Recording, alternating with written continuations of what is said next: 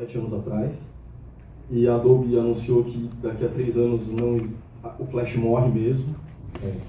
Hoje ele está deprecado, ou seja, não tem nenhuma nova atualização, daqui a 3 anos ele... Então tudo que vai existir do Tapuiasauro são essas impressões de pessoas comentando, e o trabalho de vocês, por incrível que pareça, é o que vai sobreviver do Tapuiasauro. Forte do forte. Eu acho que tem uma beleza poética nessa história do Info morrer por conta da tecnologia com a qual ele foi feita, e eu acho que esse é um dos problemas modernos. O jornal impresso tem 200 anos de história para ser desse jeito.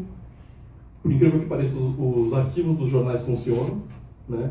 E os arquivos digitais do jornal não funcionam. Há 7 anos atrás no Estadão, a gente não procurava nada no buscar do Estadão porque a gente não encontrava nada. Hoje, esse mesmo dilema deve continuar no jornal de todo mundo aqui, né? Se você quiser procurar uma notícia do seu próprio veículo, você vai procurar no Google, você não vai procurar no seu próprio jornal, porque no seu jornal você não vai achar. E a chance de ter morrido, muitos gráficos que a gente fez no Estadão morreram. A gente saiu, só a gente sabia como os gráficos eram feitos, a gente não consegue atualizá-los. Então parte dessa nossa história existe impressa. Não existe mais no universo digital. Mas eu acho que tinham questões nessa época do Tapuiasauro que passavam por outras coisas. Então, quando vocês fazem a comparação das duas páginas, aquela página do digital que vocês mostram com a perda de layout, aquela página ela não existe daquele jeito. Ela depende da tela em qual ela vai ser aberta. Esse tamanho de tela determina quais são os espaços em branco. E justamente naquele período do Tapuiasauro, o Estadão passava por uma mudança. Como falei, a gente tinha esses dois times que precisavam se conversar. Mas eu e o Lima, na verdade, a gente estava num momento meio nebuloso, lembra, Lima? A gente não sabia quem ia ser o nosso chefe. A gente decidiu, vamos fazer todas as coisas que a gente acha que deveriam ser feitas. E deu certo. No ano seguinte, a nossa produção já não teve a mesma qualidade, a verdade é essa. E no ano seguinte, os dois estavam trabalhando em outros veículos. Mas uma das questões era, qual é o suporte? Que suporte que a gente trabalha quando a gente trabalha no digital? Para mim, parecia muito claro que era o código, e eu decidi que eu não ia mais utilizar o Illustrator para planejar minhas páginas. Todos esses infos, o da Copa do Mundo, todos os infos que a gente ganhou o prêmio naquela época, todos partiam dessa premissa. Eu não vou organizar o espaço visual a partir de um lugar visual, porque eu achava que, dentro da trajetória que eu queria seguir no jornal, isso era mais importante. E eu sabia que ruídos visuais iriam aparecer. E eles não me interessavam.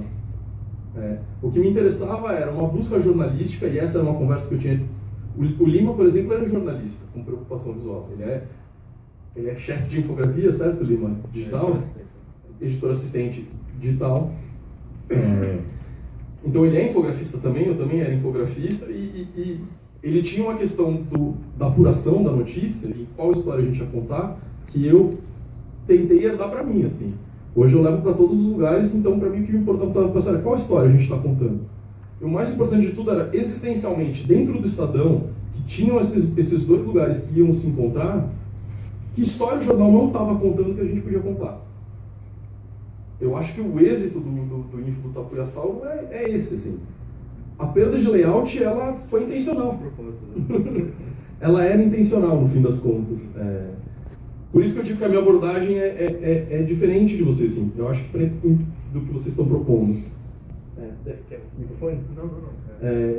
Mas eu...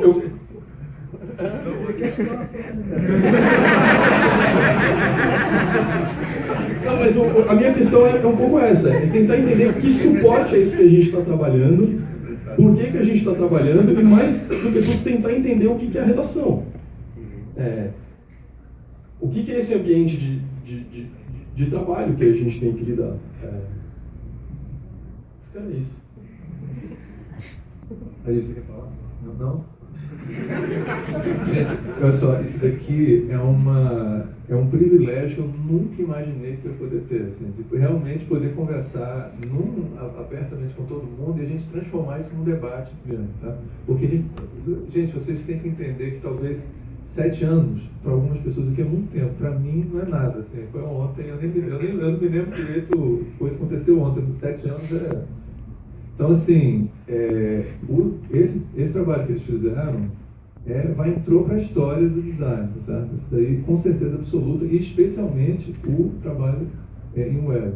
Então, assim, a gente poder agora ver o ponto de vista de vocês sobre isso, e a gente também levantar esse problema, que é um problema que não isso que às vezes não ficou claro, e a gente não tinha como não fazer desse jeito, assim. A gente passou dias, será que a gente faz, será que não faz, porque o trabalho deles é fantástico. A gente ficou na maior dúvida, mas que a gente precisa levantar essa discussão, tá entendendo? E a gente só pode fazer isso com o melhor. Se a gente fizer com o pior, a gente está detonando a infografia brasileira. Tá? A gente não pode fazer isso com pegar um infográfico. Infelizmente eu não vou dizer nomes aqui, mas tem teórico por aí que pega a infografia brasileira e pega um infográfico que deu errado, fica falando e parece que a infografia brasileira deu errado. A gente quer mostrar o melhor da infografia brasileira e pegar isso e levantar o debate. Como é que a gente vai sobreviver à mudança e como é que as questões que são colocadas aqui sobre o que é considerado infografia estão modificando. Agora, ficou parecendo que está detonando infográfico, vocês não era essa a proposta mesmo. Vocês falaram bem. Não, vocês falaram bem. Eu acho que era até... É que assim, pessoal, só para vocês entenderem o contexto, né? O artigo que explica isso tem quase 15 páginas, né? E aqui a gente explicou meio corrido, daí talvez tenha aparecido isso, mas assim... Não apareceu não. É que o que interessa pra gente, na verdade, e tem muito que você está falando da lógica de eu comecei a planejar ele no código em vez do Illustrator, é que assim, são as soluções que o meio oferece, né? E daí era esse o ponto, assim, as soluções que o meio oferecem, talvez eles não conectam com as coisas da infografia que a gente já tem, né? Que a gente já sabe. Então, eu queria fazer um acréscimo aqui já para emendar aqui uma pergunta para o Alvin sobre isso, que é o seguinte. Quando o Ricardo me comunicou que a palestra ia ter esse assunto e tal, né? Eu conversei muito com o Alvin e principalmente sobre a questão de como era a percepção dele, porque o Alvin ele já é uma bússola para mim sobre para onde ir para o online, o que fazer, como pensar no online. Então ele já virou um grande mestre para mim, que eu consulto para tentar entender para onde vai o investimento para o online. Então eu conversei com o Alvin o seguinte, sabendo do artigo deles, eu conversei com o Alvin o seguinte, eu vou perguntar aqui agora de novo. Alvin, o que é o layout? Porque considerando que o que eles estão falando sobre layout ali é um pouco o santo graal do design, né? Quando a gente vai estudar e tal. Agora, o que é o layout na web? É um pouco diferente. Não? Fala aí, Alvin. O que eu acho bom, foi o que eu falei aqui, né? Há 3 para 4 anos atrás eu meio que mudei de função graças ao Chico, que me lançou esse desafio. Então eu não sou programador, mas tenho que fazer produto web. E aí assim, eu acho que isso que o Carlão estava falando, e que na verdade o Ricardo e o Rafael também estavam falando, é o seguinte: no final das contas, você tem que pensar o meio, né? E a internet, pra gente que vem de uma cultura de papel, é muito mais complicada, porque, e foi aquilo que eu falei aqui, não é só o HTML, não é só a interação, não é só a usabilidade, é tudo isso junto, misturado, com a intenção daquilo que você quer criar de discurso para contar aquela ideia, né? Aquilo que também o Sérgio fala, qual é a melhor maneira de você contar aquela história. Então, assim, é você trabalhar com isso tudo e, assim, e no esforço diário de aprender, né? Então, assim, para mim, por exemplo, a gente até brinca, por exemplo, quando eu comecei a trabalhar, eu tinha uma dificuldade muito grande com layout na web, né? E aí eu criei umas microcolunas lá, que eu criei uma divisão lá para desktop e celular, pensando que o desktop tinha que funcionar no iPad e essa modulação do celular tinha que ser modulada a imagem, enfim, só mostrando para vocês entenderem. Aí assim, a solução ficou tão bacana que lá na nossa editoria a gente brinca, clonagem Alvin, vamos usar clonagem Alvin, né? Então assim, é meio isso, assim, eu não faço código, mas eu penso internet, né? E o layout, assim, você tem que pensar o meio que você está fazendo, né? Então assim, eu acho que para mim esse que é o grande desafio, né? Com todo o desrespeito que um atrasado pode ter, eles só colocaram, aproveitando a questão do aprendizado, colocar mais um problema, porque a questão da forma, né? Está falando de forma, no final das contas, sempre se apoia, sempre se a gente se apoia em um grid, a gente tem uma tábua de segurança, né? E ao grid, se a gente toma conhecimento da tecnologia, a gente vai se desenvolvendo. A gente está no universo dos engenheiros, né? Bem diz o Carlão. Os engenheiros tomaram do jornalista, né, o seu espaço e transformaram aquele estágio, aquele estrado de performance do jornalista em um mundo de bits e bytes que se comportam em diferentes plataformas de diferentes maneiras. E a gente não tem saído não sei aprender isso. É isso que a gente tem feito, né? A gente, de diferentes maneiras, em diferentes frentes, em diferentes atitudes, a gente tem lidado com esse aprendizado de uma maneira contínua, intensa e cada vez mais rápida. A gente coleta, a nossa curva de aprendizagem tem diminuído muito rapidamente nos últimos 2 anos, né? Quando o Alvin foi ungido ao digital, né? Porque o Alvin foi batizado 2 vezes, né? Uma vez ele foi batizado para ser infografista e outra vez ele foi batizado de novo para ser um narrador de histórias, né? Eu acho que essa é a diferença da infografia, do infografista para a era digital, é que ele ganha voz. O infografista ganha uma plenitude no exercício de uma narrativa. Ele conta uma história. E ele conta uma história com recursos que ele nunca imaginou que ele ia utilizar, né? Ele se aproxima muito do ideal renascentista de um artista, né? Eu acho que tudo que eu ouvi hoje aqui, e que o Rubens comentou, e as pessoas que participaram comentaram, eu acho que está dentro do nosso afã de ter êxito na tarefa de narrar, de contar uma história. Mas eu trago um problema que eu não sei se apareceu aqui ontem, que é a dificuldade que a gente tem de fazer com que a nossa mensagem, a nossa narrativa seja consumida de forma massiva na era digital, tal como era consumida na época em que a gente não tinha smartphone. Tá? É uma frustração gigantesca quando a gente olha a audiência e o tempo de consumo de um trabalho que às vezes demorou 3 meses para ser feito. É desesperador. Não é um problema só nosso no Brasil, é um problema geral. Badminton, quanto de view que teve? Badminton é um caso bem clássico, assim, né, Chico? Não vou nem falar. Não vou nem falar. Fica restrito à comunidade. Um masterclass de narrativa inovador, uma usabilidade impecável no grau que a gente tem hoje, um tempo de consumo calculado, hipercalculado, hipertrabalhado, com um estresse enorme no que é a compactação de vídeo, com grandes descobertas de processo de captação e de processo de narrativa. É inédito. Vai ficar inédito. Ele serve didaticamente.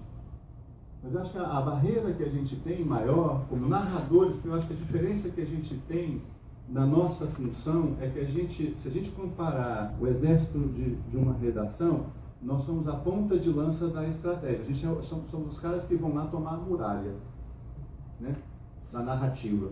Né? A gente é o cara que vai com a faca no dente tomar o castelo da princesa, nem salvar a princesa. Porque a gente não sabe de programação, a gente aprende. A gente não sabe de vídeo, a gente aprende.